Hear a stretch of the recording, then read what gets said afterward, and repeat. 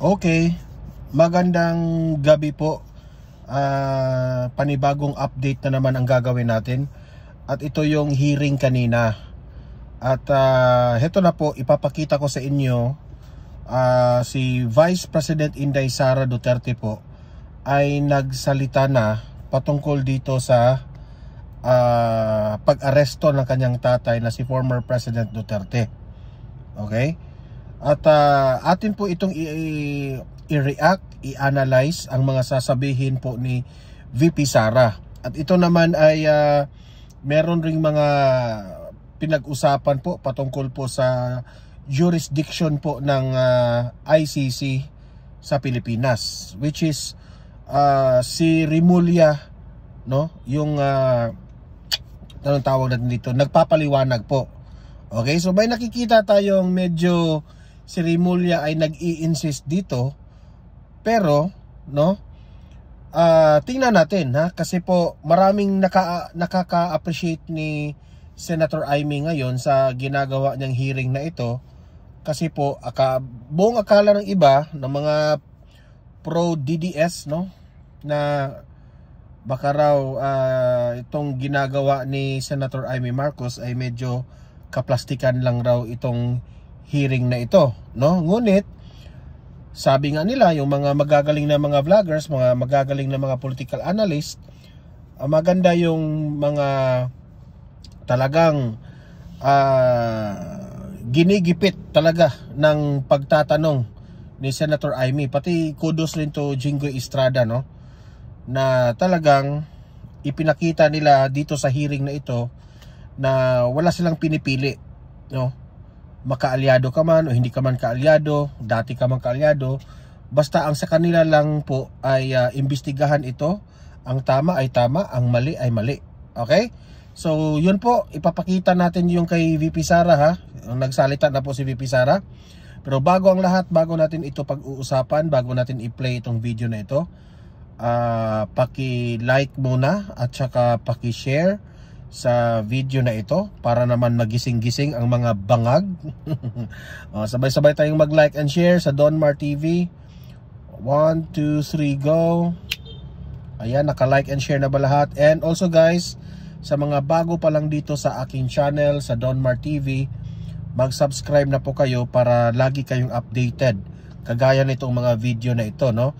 And at the same time, kapag nakasubscribe kayo sa akin sa Donmar TV, ma-notify yung mga cellphone ninyo kung meron tayong breaking news, meron tayong bagong uploads, or kung nagla-live na ang Donmar TV.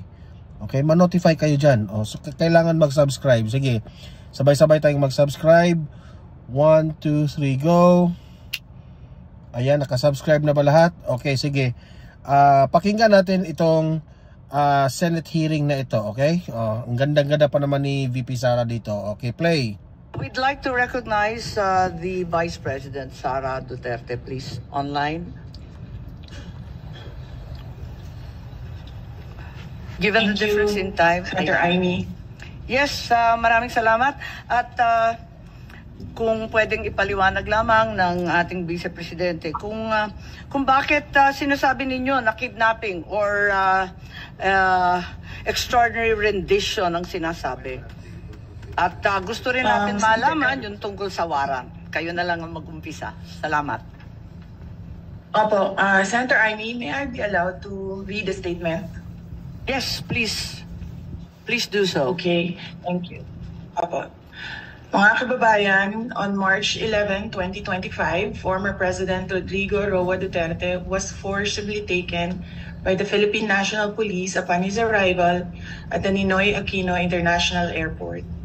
He was brought to Villamor Air Base, a military air base, detained for nearly 12 hours, and then flown out of the country on a private jet to The Hague, all allegedly because of a warrant issued by the International Criminal Court.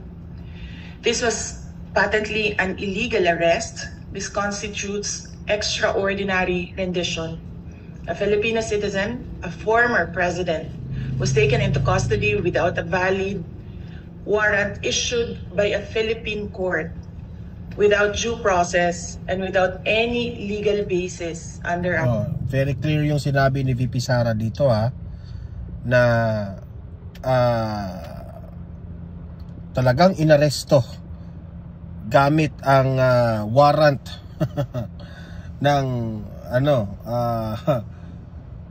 itong bansa na ito, bansang Pilipinas. Okay? At hindi po yung tama kasi sa mga kampo ng kanilang VP Sara, para sa kanila kidnapping ito. Okay? Alamin pa natin. Okay, go. Laws. The Constitution is clear. Section 2, Article 3 of our Constitution. Heto na tayo. Kapag mga lawyer na po yung mga nagsasalita, magbabase yan sila ng mga konstitusyon, batas ng Pilipinas. Kaya ikaw, Tore, wala ka talaga. Talo ka rito talaga.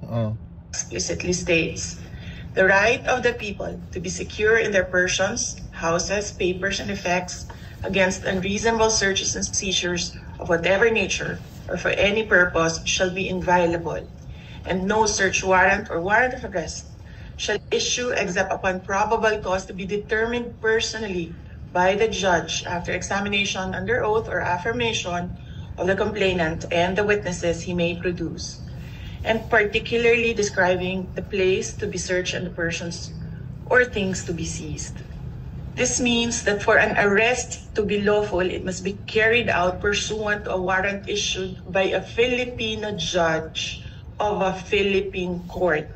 So meaning, kung ang ipinagmamayabang ng kampo nila Tore ay ang warrant of arrest ng mga taga-ICC, kaya sa tingin nila meron na silang karapatan na arestuhin si Duterte, isakay sa eroplano, dalhin doon sa dahig. Ayon po sa kay VP Sara, maling-mali po yun. Okay? Kailangan po ini-emphasize yan na dumadaan talaga sa korte ng Pilipinas na maaprobahan kung ano man ang motion o desisyon ng korte ng Pilipinas dapat inaalaw, okay, ng bansang Pilipinas na itong inaresto na ito ay dadalhin natin ito sa dahig kasi ganon, ganyan. Okay, pero ang nangyari po kay former President Duterte, hindi na po dumaan sa sarili nating korte o yung Korte Suprema. Okay? Hindi maiintindihan ng mga Pilipino sa mga kampo ng mga lawyers at mga legal counsel ni Tatay Digong, bakit nagmamadali itong si Tore? Ano bang pinagmamadali mo, Tore? 'Di ba? Hindi mo nga pinagbigyan si Tatay Digong na makapag-prepare din. Kasi po, as what Senator Bongo said, hindi na nga siya nakapag-prepare sa kanyang mga gamot. Okay? Kasi 80 years old, may sakit, kalusugan po yan ang hindi mo iniisip, Tore. Aresto ka na lang ng aresto. Kung namatay yung tao kasi walang maintenance sa kanyang gamot, ano pang ililitis doon pag dating yun sa dahig? Wala ka rin utak eh. Kailangan mo nang bigyan ng sapat na panahon ang kanyang rights. 'Di ba? So ito ngayon ang inireklamo, inipresenta ni VP Sara ang mga kamalian po sa nangyayari. Nasaan po ang warrant of arrest na inisyu ng hukuman ng Pilipinas? Wala. Without a valid warrant from a Philippine court, this was at best a warrantless arrest. Under the rules of court, warrantless arrests are only permitted in 3 instances: in flagrante delicto, hot pursuit, and escaped prisoner. None of these circumstances applied to the case of the four. Hindi naman siguro hinatporsot si Tatay Digong, di ba? Yung mga minention ni VP Sara, yun lang po ang accepted doon, yung warrantless arrest.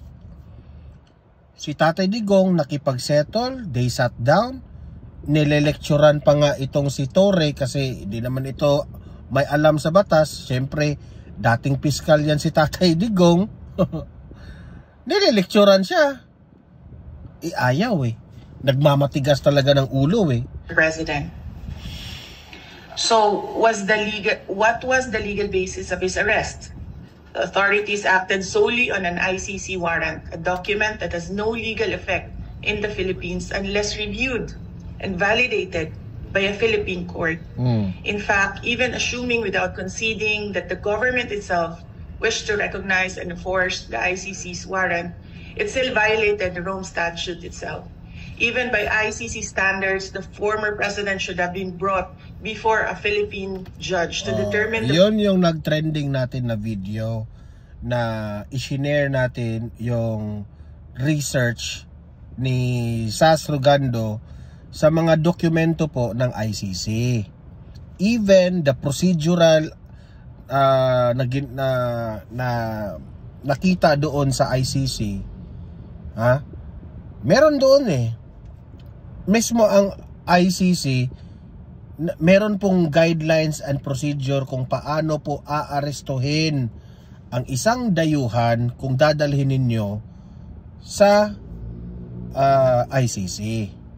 Nakalagay po doon, dapat dumaan sa custodial state. Ang ginawa ni Torre, paulit-ulit na tayo dito Ang ginawa ni Torre, inaresto. Binigyan ng warrant of arrest, ipinakita. Ayan. Tapos, isinakay sa eroplano, andun na. Nagmamadali. Bakit Torre, natatae ka ba? Nagtatanong lang kami Bakit ka nagmamadali? You have to present the former president to our local courts sa custodial state. Kumbaga ba, ipapaalam mo, sir. Kasi you have to respect the judicial system of our government. Na may isang Pilipino na dadali natin sa ICC. Ang ginawa nyo, kinuha nyo yung tao, kinuha nyo yung Pilipino, nilagay nyo kaagad doon sa ICC. Diba? Ayun pala, na nakita doon ni Sas Rogando yung procedural report doon. Check yung sige, nakapresenta kayo ng warrant of arrest. Pagdating doon sa custodial state, na-receive ba ito, na-approve ba ito ng Korte ng Pilipinas, kailan, ganon, ganyan. Ang nilagay doon, don't know. Hindi nila malaman kung anong date. Kasi nakalagay doon, anong date, anong year, saan, when, na ito ay dinala sa custodial court. Wala. Kasi nga, dinala nyo direkta sa eroplano Validity of his arrest before it was handed over to a foreign court. Under Article 59 of the Rome Statute, a state party which has received a request for arrest and surrender shall immediately take steps to arrest the person in question in accordance with its laws and the provisions of Part 9 and shall bring that person before the competent judicial authority in that state. Yan ang sinasabi ko paulit-ulit nung nasa labas ako ng gate ng Villamor Air Base. Correct. And why was this not done? If they claim to abide by international law and standards, then why did they conveniently choose to ignore this provision? Correct. The fact remains that we are si Torre ang mananagot dyan. Si Torre ang mananagot dyan. Bakit? Nilelektura na siya ni Duterte. Tigas pa rin ang ulo di ba? Nilelektura na siya. Matigas pa rin yung ulo. Sinabihan na nga siya ni Duterte na ganon, ganyan, hindi tama yung ginagawa ninyo. Nag-insist yung Paris overload no longer a state party to the Rome Statute. We are no longer a member of the ICC. In fact, in a letter dated December 15, 2023, the President himself wrote to me, with respect to your concerns, legal or otherwise, on the investigation to be conducted by the International Criminal Court into the previous administration's war on drugs, I remain steadfast in my resolve that the jurisdiction of the ICC over the Republic of the Philippines after the effectivity of its withdrawal therefrom is very much in question. To this end, this government will not assist the ICC in any way, shape, or form. So if the government itself has declared non-cooperation with the ICC, why did the PNP violate this very policy and enforce a foreign warrant? Ayan, sapul na naman kayo dito kay VP Sara Torre, Rimulya, John Vic. Ayan, sagutin nyo yan. Granting for the sake of argument that we have some duty to cooperate with either the ICC or Interpol, does that duty override the fundamental rights of every Filipino enshrined in our Constitution? What happened on March 11, 2025 is not just about one man. It is about all of us. It is about the country. Correct. If a former president can be taken without due process, what stops them from doing the same to any other Filipino? Tama. Therefore, we must dare to ask more. It is alarming, no? Kasi kung nagawa nila yan kay former President Duterte, pwede yan gawin nila sa ordinaryong tao. Di ba? So, insulto ito sa mga tauhan ng judicial system, di ba? Questions: under whose authority did the PNP act? Why did they enforce a foreign warrant without the Philippine court order? Why didn't they at least bring PRRD before a judge as required by the Rome Statute itself? Correct. Even more disturbing is the silence of the armed forces of the Philippines. Why did the AFP stand idly by while a former commander-in-chief was taken from a military base under questionable circumstances? How could they allow a foreign tribunal to override on our constitutional guarantees? We have now lost a former president. I pray that we do not lose the country next. Your Honor, Senators Cayetano and Marcos and other senators present, alam naman natin lahat at alam nila na mali ang ginawa nila. Ginawa nila yon just to demolish political opponents. This is all about politics. Correct. The administration is using government resources, the ICC, to demolish the opposition. Wala na tayong argument. Mali ang ginawa.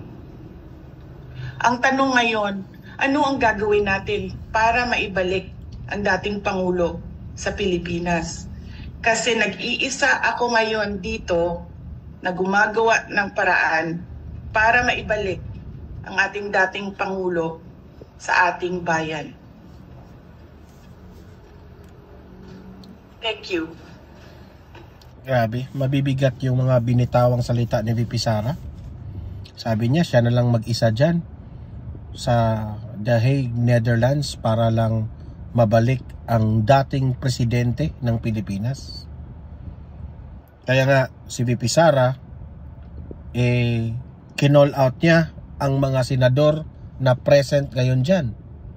Paano natin maibalik si former President Duterte? At alam ko, lahat dyan, yan si Rimulya, yung sa PNP, sa DOJ, kayo lahat dyan, military, kasali kayo. Alam ninyo, wag na tayong magbulahan, wag na tayong magpa-bulag-bulagan dito sa sitwasyong ito. Alam naman natin political yung nangyari eh. Di ba? Alam nyo na malakas si Tatay Digong. Pilit nyo talagang grabe. Gising, mga Pilipino, gising, gising. Maraming salamat sa ating Vice Presidente at hindi kayo nag-iisa. Lahat tayo ay naghahanap ng solusyon sa napakakomplikadong pangyayari. Ano sa palagay mo yung nakita ninyong ICC warrant? Kailan ba ipinakita? May sinabi si Counsel o Attorney Medialdea na hindi daw pinakita kay Pangulo Duterte hanggang sa kahuli-hulihan at redacted form pa daw. Tama po ba yun? Yes, Honorable Senator Marcos, ang nangyari kasi, merong ICC warrant. It was diffused to Interpol. It was given to Philippine authorities. Hindi siya nagkaroon ng red notice. Kaya yung ibang bansa, hindi nila alam. Wala silang notice na merong ganong warrant. Ang nangyari, ICC, Interpol binigay sa Philippine authorities. And the Philippine authorities or the Philippine National Police, in-implement nila yung warrant diretso doon sa akusado, hindi nila dinala sa korte natin dyan sa ating bansa. Tama po. At yan ang pinag-uusapan namin kanina ni Executive Director Alcantara ng Transnational Crime na ang pinadala lamang ay isang diffusion. Ito ang kauna-unahang pagkakataon na ang warrant of arrest was honored by a member state. Samantalang diffusion pa lang to, wala pang compliance review, wala pang ibinibigay sa secretariat ng Interpol, walang task force yung Interpol at walang kaalam-alam yung commissioner ng Interpol. Ang sabi nga ng Interpol, si Presidente Duterte ay hindi wanted ng Interpol. Correct. Wanted daw siya ng ICC. Pinadala lang daw sa kanila. As a matter of fact, under Article 97, Section 4 of Interpol's own rules on the processing of data, it is very clear that there are so many requirements before any action can be taken. Kung pwede, ipakita natin ang itsura ng isang diffusion versus isang red notice. Ibang-iba po yun. Ni walang red notice at yung diffusion, parang sabi nga ni VP, parang tinimbre lang sa mga kasama sa Interpol ng mga miyembro. Hindi dinaan sa mismong review. So, nais natin pag-usapan at tanungin kay Executive Director, tama po ba yun? Diffusion is something not yet verified per the articles on processing data. Tama po ba yun? Kasi yan ang rules ng Interpol, hindi po ba? Ang diffusion po ay sa Article 97 ng Rules on Processing of Data is a standardized request Tama. to arrest, detain, or restrict movement Right. accused. Tama, pero Tama hindi pa siya verified, hindi pa siya naimbestiga, at hindi pa na ilalagay bilang opisyal. Wala pang task force, Tama wala po pang yun, tama po. compliance review. Pero hindi po ibig sabihin noon na wala siyang value. Pero mismo yung Interpol, sinasabi po sa atin na first time daw na yung member state agad-agad in-acknowledge. Wala pa namang kaalam-alam. Ang mismong Interpol Secretariat, walang kamuang-muang kasi between states lang to, ICC lang at Interpol. Whether it is a red notice or wanted person diffusion, obligado po tayong mag-comply. Hence, our job in the NCB is to distribute the diffusion notice. Nandyan, pinapakita natin yung red notice sample versus yung diffusion order. Ibang-iba po, di ba, yung itsura? Magkaiba po. Magkaiba, yung kay Arnie Teves yan, tsaka ito kay PRRD, ibang-iba po. Magkaiba po. Talagang hindi sila. So, admitido po ninyo, walang red notice? Yung red notice po, wala po siyang red notice. Walang dumating, merong tinatawag po na tama. red diffusion. Kung ganon, sinasabi, tulad ng sinabi ni VP, maobligasyon ang ating pamahalaan mag-cooperate, tumulong sa lahat ng request. Yung request, hindi naman ang galing sa Interpol. Pinapaliwanag nga ng Interpol. Hindi naman amin wanted yan. ang sinasabi, Philippines is obliged to cooperate when in fact it came from ICC. Paulit-ulit tayo kanina sa ICC, walang jurisdiction dito sa Pilipinas. Ba't natin kinikilala? FPRRD was not wanted by Interpol. It was neither verified or approved. Hanapin mo sa buong database ng Interpol, walang lumalabas. Hanggang ngayon, it's not there. Pahiya sila Read dito. out the email address from the letter. Nakita mo yung letter? ICC ang nakasulat. Walang Interpol kahit sa mismong diffusion. Anong obligasyon ng Pilipinas? Kapag hindi tayo nag-comply sa isang diffusion, anong mangyayari sa atin? Hindi na tayo bahagi ng Interpol? Paparusahan tayo? May parusa po ba? Not necessarily. Hindi po ganon. Kapag diffusion, what will happen?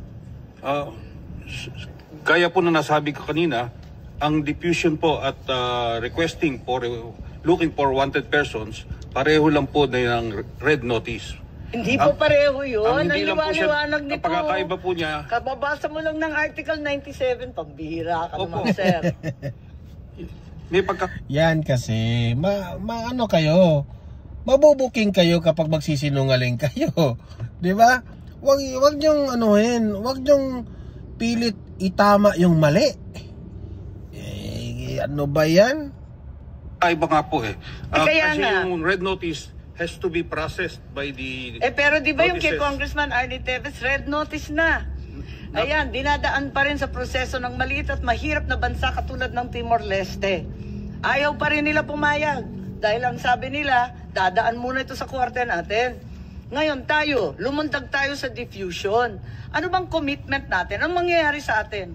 Sinabi na natin, ICC has no jurisdiction. Tapos, ICC warrant has no effect. Tama ba yun? Di ano ngayon yung Interpol? May obligasyon ba tayo sa Interpol? Diffusion pa lang to. Obligado po. Obligado. Bakit? Obligado. Anong mangyayari kung di tayo sumunod? Katulad din po yan ng mga ibang red notices na hindi natin nakukuha, but obligado rin po tayo. Ano nga mangyayari? Anong parusa? Papaluin ba tayo? Tatanggalin ba tayo sa Interpol? Iisnabi na tayo ng buong kapulisan ng buong mundo? Hindi ko po masasagot yung gagawin ng Interpol sa atin. But masasabi ko po we have to comply with both the diffusion and the red notice. You have to. We need to. At the risk of what sanction? We need to. We need to. Ayan po yung we Okay. exert our maximum effort to comply with those requests. Nakakagulat lang po dahil kasi eto nga may obligasyon daw pero diffusion lang to at sabi ng Interpol first time daw nga nila na diffusion pa lang lumundag na at inaresto na kagad. Pero parang hindi naman to biglaan kasi General Marbil may memo kayo ng March 10, di po ba? May memo kayo sa kapulisan na mag-mobilize na agad-agad. Libo-libong pulis ang pinamobilize kahit hindi pa ninyo alam na may warrant. Sabi ninyo, hindi ninyo alam Asan yung memo? Nariyan kanina, di ba? Aalala po ba ninyo yung memo na yan? But anyway, ma'am, Hindi, yung memo, tama po ba yan o mali yung binigay sa amin? 10 po ang nakasulat na date. Tama po ba yan? tama po yan, no? Madam Chair, no? Ang preparation namin, although sabi ko nga, narinig po namin na there will be possible na lumabas po yung warrant, based sa mga dumadating na news, it's standard procedure po ng PNP na mag-prepare po in case that's a part of our planning process. Libo-libo ang minobilize na kapulisan, gumastos ang buong pamahalaan para lamang sa isang chismis galing sa Hong Kong. Sabi po ni Secretary John Vic na chismis lang naman ang umabot sa kanila. Hindi naman sila nakatanggap ng anumang katibayan Ma'am, it's a standard, Madam Chair, it's a standard procedure ng Philippine National Police kaya chismis. So in there, we have to prepare and plan kung ano pong mangyayaring eventualities po. 7,000 po, base sa chismis. Wala kayong No, we don't have any record na 7,000. I believe Yun ang pinagmalaki sa dyaryo. Hanggang dyaryo lang naman kami. Ma'am, wala po kami nilalabas ng ganong karaming tao. I guess it's more of pinapilaki. But I doubt with this number, ito lang po yung nilabas po namin tao. Okay. So, ilan ang minobilize ninyo kung sinasabi niyo na labis-labis naman ang 7,000? Sa tingin ko, labis-labis. Isipin mo, chismis lang. Ma'am, based on the numbers, more or less, it's a total of 156.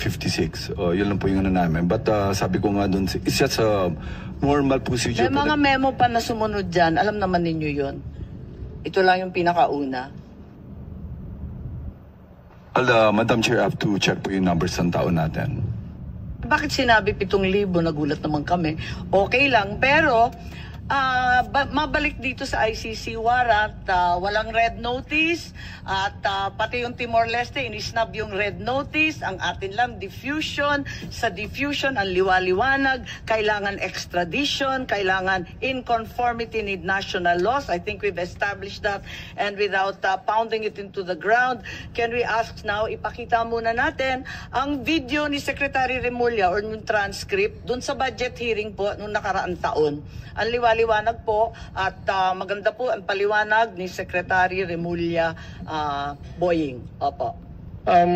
But when it comes to them going into the country, kung gusto nila pumasok dito upang manghuhuli at magpasagawa ng warrant na kanila pong na-issue po siguro ng ICC pagdating ng panahon, kailangan po itong dumaan sa ating court system. Ito po ay kinakailangan ng isang action to enforce a warrant, action to enforce a judgment. Kailangan po dumaan diyan sa ating court system. Kaya hindi ho namin pakikialaman kasi yan po trabaho na ng Interpol kung talagang gusto nilang habulin yung tao na nasasaktal. Yung sabihin natin, nag-issue po na warrant of arrest ng ICC, gusto ho enforce ng Interpol dito, pero para ho ito ay matuloy at hindi ho magkaroon ng kasuhan, kinakailangan pumunta muna sila sa korte natin. There are some things that the Supreme Court would be looking at if what was alleged in the crime would have happened if we were still members of the ICC. That is one of the things that can be of importance to the courts when they do enforce a warrant, or if they will actually allow a warrant to be served in our country from an international tribunal. Ang problema nga ho ay meron ho sinasabi yung mga kaibigan natin na well-meaning naman. May 200 families daw na gustong magreklamo pero hawak daw nila 8. Pero sa 8, ang makakausap nyo 2 lang. Tapos yung 2 pa, wala pang ibibigay na totoong ebidensya. Napakahirap po talaga maghabol. Ang yung nag-hearing po ang Human Rights Committee ng Kongreso tungkol dito. At ang lumalabas po talaga, yung mga nangyari po kasing EJK nung panahon na yon, ay wala akong police report eh. Walang police blotter, wala akong record. Kaya napakahirap po maghabol talaga. Ayun. Napakaliwanag at napakaganda ng paliwanag ni Secretary Boying na sa ICC man yan, Interpol man yan, dadaan yan sa Korteng Pilipino. Ma'am, ano yan eh? Ang general rule talaga, pag may foreign judgment, you have to enforce it in court. However, ito hong nangyaring ito, ang ginamit po namin dito, Section 17 ng Republic Act. 9851. 9851. Sabi ko kung basahin, ma'am. Can I read the provision into the record? Put it on, into the record? Ito, ano na yan eh. Ang sa akin lang dito, no? Very obvious naman talaga na sa nangyaring aresto po kay former President Duterte, meron talagang lapses na nangyari. And it's very obvious na ayon pa nga kay Vice President Inday Sara Duterte, this is all political. So, bakit pa man natin ito paikot-ikutin? Na very obvious naman ito. 'Di ba? Huwag na tayong magbulahan, ika nga. 'Di ba? Kasi po ang ICC po, ito yung pinaka essence sa lahat. Ang ICC po ay walang jurisdiction sa bansang Pilipinas. 'Yun ang pinakauna. Ngayon, kung ang ICC gagamit sila ng Interpol dahil meron silang aarestuhin dito sa Pilipinas, hindi yan po pwede. Ang hindi na maintindihan dito nila ni Torre, nito nilang Bongbong Marcos, itong nagplano nitong pag-aresto ni Tatay Digong, bakit you are talking about ma-oblige kami sa Interpol? You are not obliged. Because itong Interpol na ito, ang dala-dala nilang warrant of arrest, kung meron man, ay warrant of arrest ng ICC. Now, bakit kayo ma-oblige?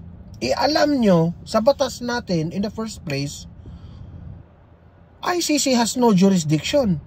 So, meaning to say, papayag lang kayo na nalulusutan kayo dito sa lapses na ito, na Interpol? Kasi sa paniniwala ng taong bayan, ang paniniwala ng taong bayan, ginamit nyo lang na palusot yung Interpol na yan eh. Diba? Yun ang pulot dulo dito.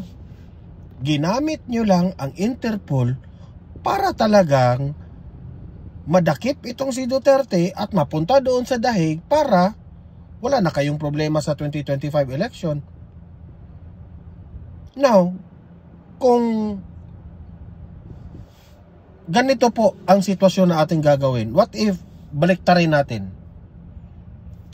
Ikaw raw, Bongbong Marcos, ang gaganyanin. Kakasuhan ka, tapos si Duterte yung presidente, tapos i-allow ni Duterte na i-aresto ka kahit walang jurisdiction ng ICC. Sige daw. Try to see the bigger picture. Diba?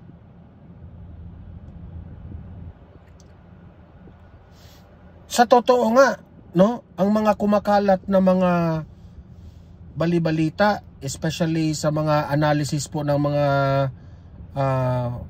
foreign experts o political experts, ito nga yung sinasabi nila eh. Hindi po, ang nangyari raw, sila yung nagsabi, hindi ako ang nangyari raw, ang Pilipinas, ito, ang Interpol ang nag-assist sa Pilipinas para mahuli si Tatay Digong sa ICC. Baliktad eh. Instead, na ang Pilipinas sana ang mag-assist sa Interpol para mahuli si Tatay Digong. Diba? Ang nangyari, Interpol na nag-assist sa inyo. Kasi kung tingnan mo yung pag-aresto, si Torre yung talagang parang na-stress doon. Ibig sabihin,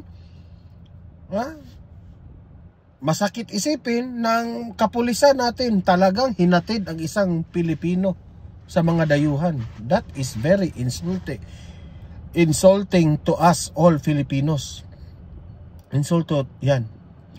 Nakakaalarma, nakakatakot po na sarili nating gobyerno, hindi tayo secure, sarili nating gobyerno, hindi tayo kayang panindigan sa mga dayuhan. Hindi ako nasabi niyan taong bayan. Ganun po, matatakot sila. Meaning to say, our government is so weak. So if ang government is so weak, kaya pala, kasi yung presidente, weak rin pala. Okay? So, ganun po ang aking reaction dito. Yun ang conclusion ko dito, okay?